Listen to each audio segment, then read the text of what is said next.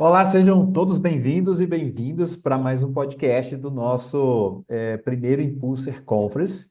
E nós estamos aqui com mais um palestrante da nossa semana aqui que vai ser incrível. Eu também, particularmente, eu não conheço esse palestrante, né? E ele, com certeza, apareceu aqui nesse nosso universo, porque com certeza ele tem uma mensagem muito forte, muito poderosa para poder compartilhar com a gente e acredito que vocês vão gostar muito da palestra dele, né? E ele fez num local muito interessante. E eu acho que ele vai revelar um pouco dos bastidores aqui hoje também, porque que ele revelou ele gravou a palestra dele, né, nesse local. Então acho que isso é muito interessante. E essa pessoa que está aqui hoje, esse palestrante, ele é escritor, ele é terapeuta. E lá no perfil dele tem algo muito interessante que eu já quero até provocá-lo no sentido de trazer para a gente, né? Por que que ele trouxe, né, na identidade dele da rede social, o termo maravilhapeuta. Então, é a primeira vez que eu terminei tomando contato, né, com esse termo em uma descrição de identidade de rede social. Eu achei muito interessante, porque já mostra a singularidade que é esse nosso palestrante que a gente vai começar a conversar agora. Então, com vocês, Tasso Firassi, seja muito bem-vindo, meu querido. Boa tarde, bom dia para vocês. Maravilha Peuta é um termo cunhado a partir desses anos todos de terapeuta e percebendo que cada um tem dentro de si as forças, os recursos, todos têm dentro de si motivos para maravilhar-se. Então, o terapeuta é aquele que conduz a terapia. Então, o maravilhapeuta é aquele que conduz o cliente para maravilhar-se da sua presença, do que vive junto com ele e das forças que estão nele. Porque quando a gente tem um problema, a gente pensa, fonte, que a gente tem um problema. E, na verdade, vamos supor que seja até uma doença. Eu tenho uma doença, uma, um encurtamento, eu tenho um problema. E, na verdade, a gente acaba aprendendo que os problemas, as doenças, as dificuldades são todas elas sob medidas e elas vêm para nos colocar perto da gente mesmo. De algum jeito a gente se afastou, então vem uma doença para trazer a gente de volta para casa.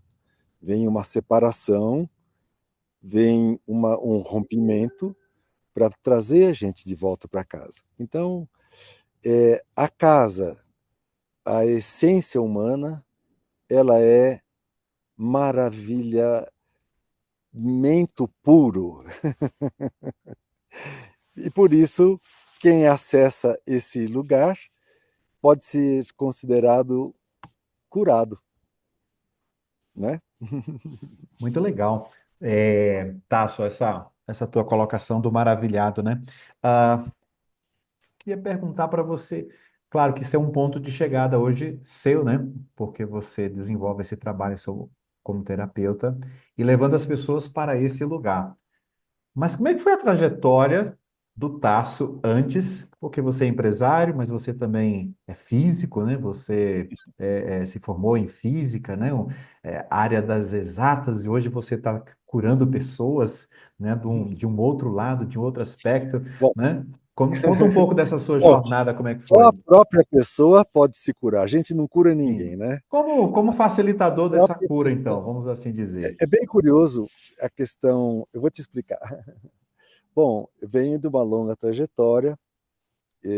Comecei a estudar, eu fiz física e filosofia ao mesmo tempo, nos anos 80, no tempo que, é, eu, quando eu tinha, não sei, 20 anos, eu já tinha lido o que. Eu já tinha lido todos os filósofos, entendeu? E eu me sentia um cara velho. Então eu percebi que o fato de ter cultura, de ter conhecimento, não ia me levar para algum lugar, ao contrário, estava me bloqueando. E então trabalhei, fui trabalhar numa empresa química, E toquei a empresa durante muitos anos, até que encontrei uma oportunidade de vender a empresa para uma multinacional. E aí tinha a chance de me reescrever e perceber que eu tinha feito tantas coisas, mas no fundo eu não estava próximo de mim. E eu nem me conhecia direito. Eu conhecia um monte de informações, mas eu não me saboreava, eu não me desfrutava. E eu sentia há muitos anos a vontade de trabalhar como alguém que tivesse mais tempo para si, alguém que tivesse mais tempo para escrever e tudo mais. Nessa época, eu fiz o livro, a tradução do latim, do último livro, da última aula dada por Dante Alighieri, em 1231, que chama Questio dell'acqua e terra, a questão da terra e da água, que é um livro de economia, é um livro de sociologia, é um livro de ecologia. E uma das coisas que ele vai falar é que a gota da água mostrava que a Terra era uma esfera exatamente como uma gota d'água. Então, enquanto as pessoas ainda achavam que a Terra era reta, ele já estava falando que a Terra era uma esfera, né? Mas o Dante é assim. E percebi que o Dante, ele, quando escreveu o livro A Comédia, quando ele acabou de escrever, o abade que estava cuidando, onde ele estava foragido, né, ele era jurado de morte por um crime que não cometeu, inocente, e quando o abade falou, no, questa non è la commedia, questa è la divina commedia. Aí ele falou assim, se é divina para você, tudo bem, eu só escrevi para me curar.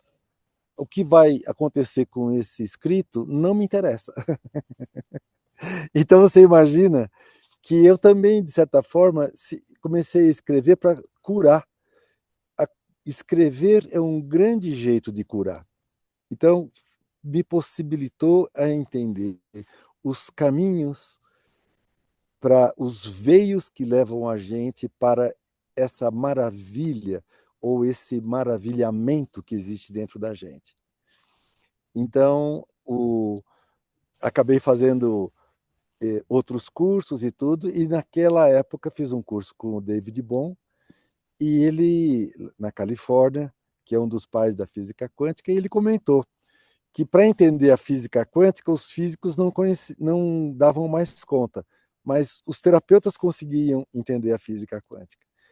Então, acabei sendo puxado para cá.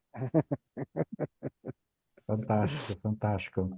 E nesse lugar que você hoje se encontra, né, de terapeuta, é, como você vê o ser humano nesse lugar hoje de terapeuta? Qual o principal desafio que você encontra hoje na humanidade, no ser humano? Bom, o ser humano, quando a grande dificuldade é ele se escutar, é ele se perceber nas diversidades, nas diversas condições. A maior dificuldade do ser humano é ele viajar da mente até o coração sem precisar sair do lugar. Porque a gente acha que a grande viagem é aquela que a gente vai comprar, ir para um país distante e fazer uma vida turística, enquanto que a grande viagem é uma viagem dentro. E é uma viagem que a gente pode fazer quando a gente está num campo de confiança.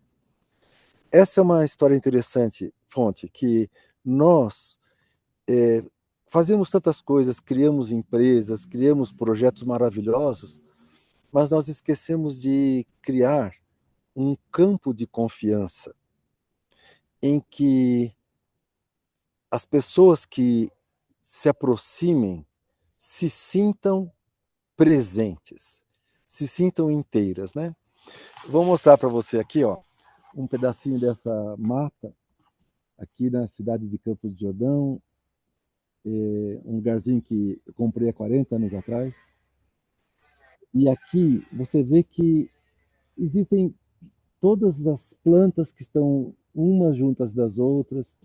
As plantas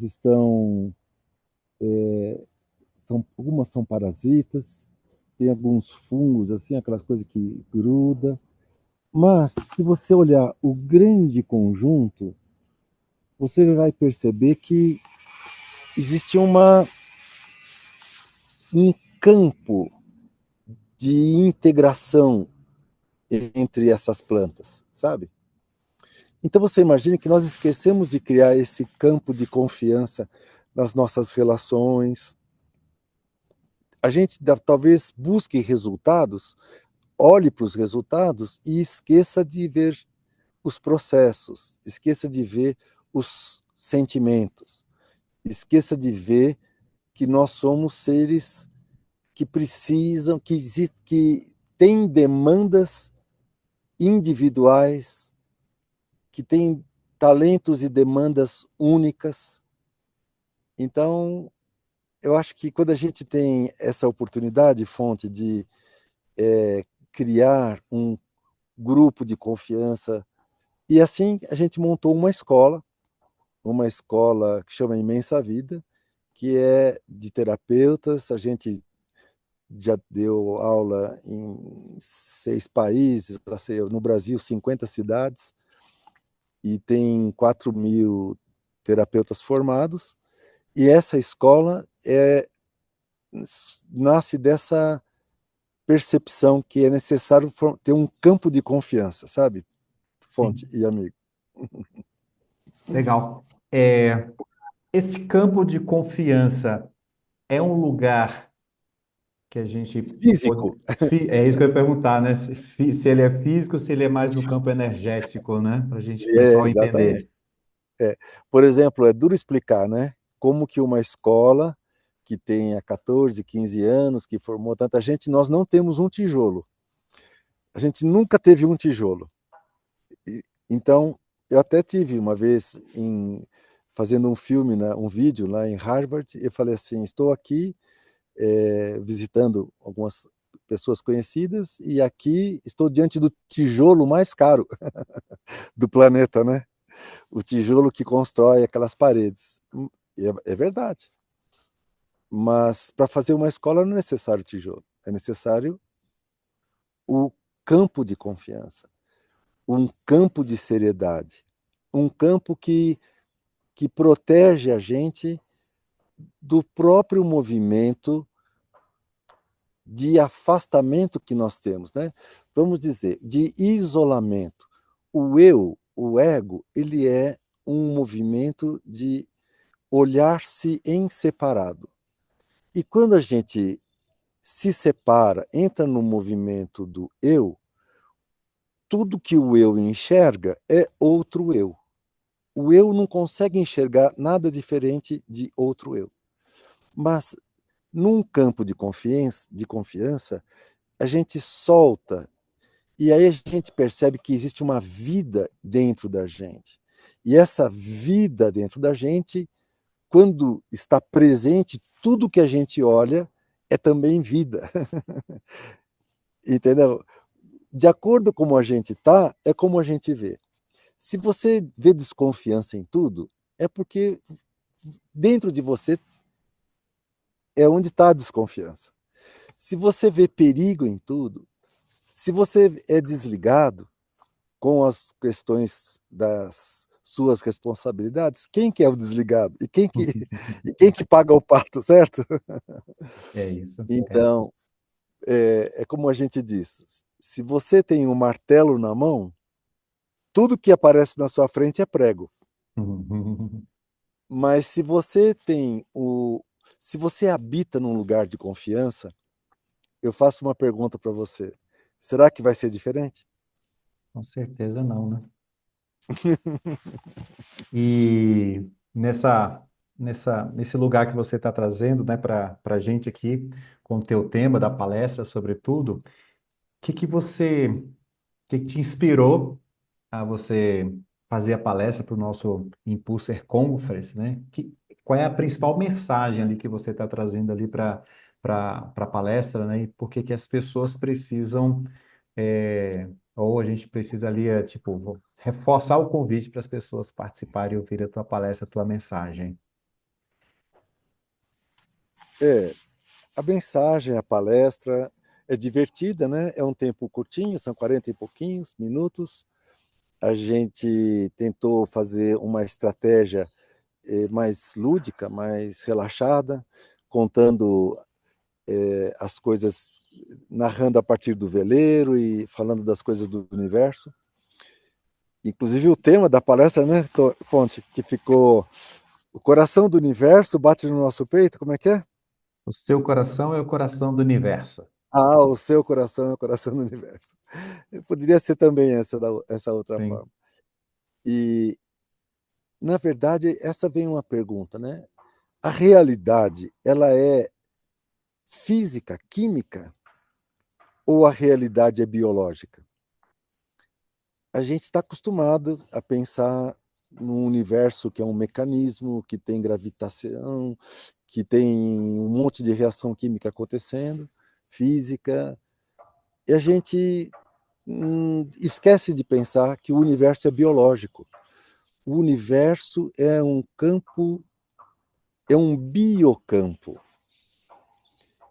A realidade, inclusive as pedras, inclusive os minerais, inclusive a, a estrutura química inanimada, faz parte de uma grande estrutura chamada biocampo, de onde vem, como se diz, o pano de fundo do universo que organiza toda a constituição do universo desde o seu primeiro momento.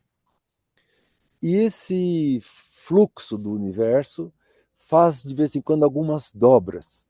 E uma dobra é quando uma parte do fluxo, uma parte do manto consegue ver a outra parte. E entre essas duas partes, quando uma parte do universo enxerga a outra parte, ali nasce a consciência. Então, o que somos nós, senão um enrugamento do manto do universo em formato de planeta vivo. E esse enrugamento possibilitou as forças da consciência que estão em todo lugar a se manifestarem. Então, nós somos essa manifestação do universo fazendo a experiência de sermos gente. E sermos consciência pequena, a consciência awareness que a gente tem dentro, que dialoga com a grande consciência que é o consciousness, que está fora em todo lugar. Eu não digo, Fonte e companheiros, que a grande consciência é a última instância. Eu acho que tem coisa mais para lá. Trabalhando com a sistêmica, dá para a gente aprender que todas essas informações estão também presentes em nós. E quando a gente cuida de uma pessoa, no fundo, a gente está cuidando do universo que está naquela pessoa, da vida, desse grande manto da vida que está naquela pessoa. E quando a pessoa se percebe sendo o ambiente em que esse manto está presente dentro dela, e ela percebe que não é ela que está respirando para viver, mas é a vida que está respirando dentro dela, então a pessoa muda um pouco as perguntas. E aí entra as três perguntas que nós fizemos na palestra. As perguntas dos mineiros, né? E que a gente não vai contar agora para as pessoas ficarem curiosas e irem lá para assistir. Não vamos dar esse spoiler, né? Tarso, Diga. o que motiva o Tarso a fazer o que o Tarso faz? Então, eu acho que é a compaixão. A empatia, que é sentir na gente o que o outro sente, leva a gente também a, a um certo desgaste. Toda pessoa, por exemplo, uma pessoa que é muito empática, ela acaba ficando doente.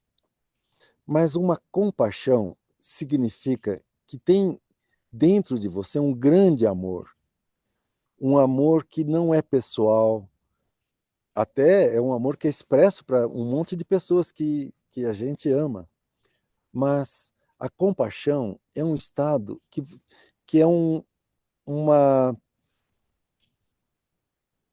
força amorosa que conecta você a tudo que acontece, sabe? Então você pergunta assim, mas como é que você pode ter uma atitude amorosa com as pessoas, ou olhando para a política e vendo que a política tem tantas coisas erradas, olhando para a economia, olhando para as leis, vendo que as leis são feitas para atender grupos, olhando para a injustiça do mundo. Não tem que ter dentro de nós um Dom Quixote que tira a espada e vai brigar? Tem. Mas a briga com a espada é uma briga em que você se torna menor e você sabe que você tem o tamanho dos seus inimigos, né? Se você encontrou um inimigo e luta com ele, você acabou de definir o seu tamanho. Mas se você olha para o seu, vê essa grande dificuldade que tem no mundo, o fato de que a gente nunca teve na história da humanidade um ano só sem guerra, no fato que só nesse momento, no dia de hoje, no mês de maio, nós estamos com 3 guerras no mundo. O fato que nós estamos vivendo uma grande discrepância econômica no mundo. Então, isso tudo não dói? Dói. Mas a minha maior espada não é lutar contra isso, é perceber que a gente pode agir com a compaixão. A gente pode entender que toda mentira tem prazo de validade, que todo estado de exceção tem prazo de validade. Isso vai acabar. Que os maus tratos que essa nação brasileira vem sofrendo, vai acabar. Vai acabar, não porque vai acontecer um grupo político vai se sobressair a outro e vai resolver. Não, porque a própria estrutura, quando, quando uma certa quantidade de pessoas nesse país conseguirem enxergar com clareza a força, uma nova mentalidade que olha para esse país, quando um grupo, não precisa nem ser 10% do país, um grupo, quando um determinado número de pessoas estão num nível de consciência, a realidade muda. Isso, historicamente, existem inúmeros eventos para mostrar isso. Na biologia, quando determinado número de células começam a atuar juntas, elas produzem um tecido.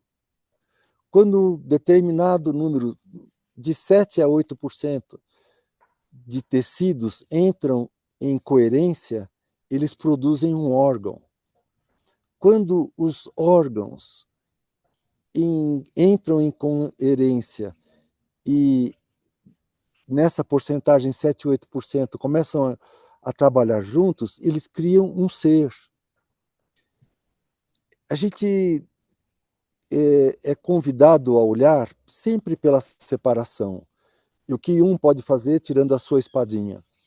Eu acho que é o contrário.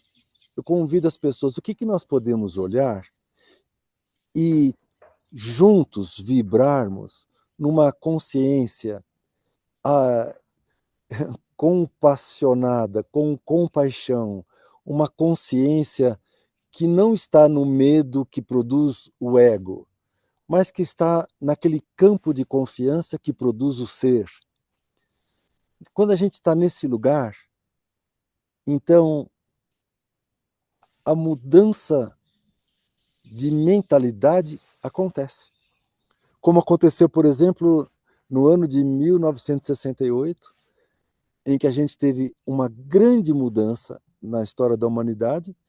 Em maio de 68, quando aquele grupo de jovens na Universidade de Paris tomam a diretoria, a reitoria da Sorbonne e fala: agora nós não queremos mais os métodos, nós não queremos mais a estrutura da cátedra, nós queremos o acesso ao conhecimento e não a prisão do conhecimento. Aquela mudança vai produzir a mudança dos jovens que vão, a cultura hippie vai produzir a saída, a revolta dos jovens americanos que vai levar a saída do Vietnã.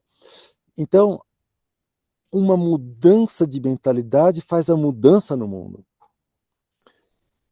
E eu convido as pessoas a fazerem primeiro a mudança de mentalidade própria, de si mesmos, que vivam uma vida em que se conheçam mais, que se percebam mais, que façam uma vida que faça sentido e, e que tenha o contato com os seres queridos e, e que as pessoas não se cobrem tanto, né? As pessoas que geralmente trabalham no mercado digital são pessoas que acabam desenvolvendo uma alta baixa estima, né?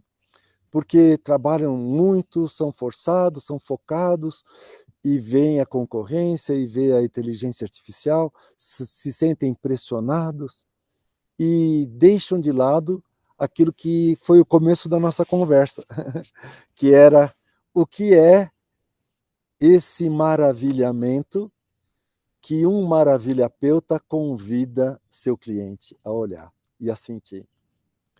É um pouco do que vai ser da nossa conversa, né, Fonte?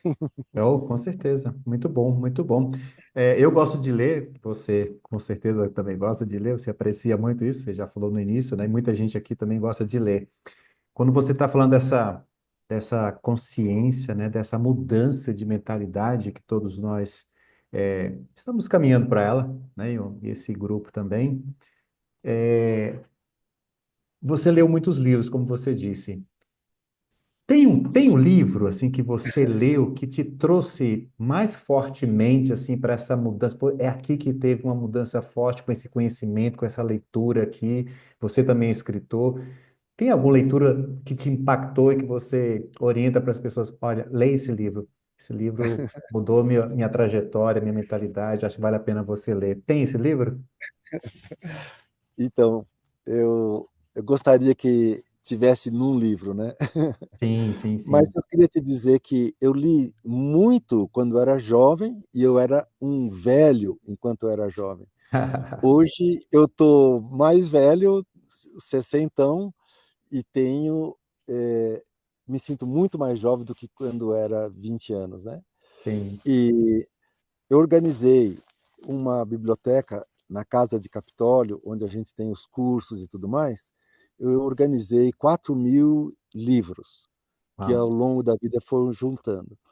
E então, diferentemente de uma biblioteca que a gente separa por temas e assuntos, eu reinventei a minha biblioteca Uhum. a partir dos livros deliciosos.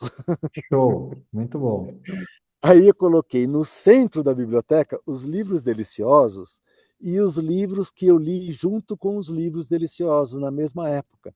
Então, às vezes tem três, quatro assuntos misturados, mas é porque ele tem assim um campo delicioso junto com aqueles outros que não são tão deliciosos. Sim, entendo. E praticamente fica na periferia dessa biblioteca, mais perto da porta e mais perto da janela, tem os livros que são das primeiras formações, né?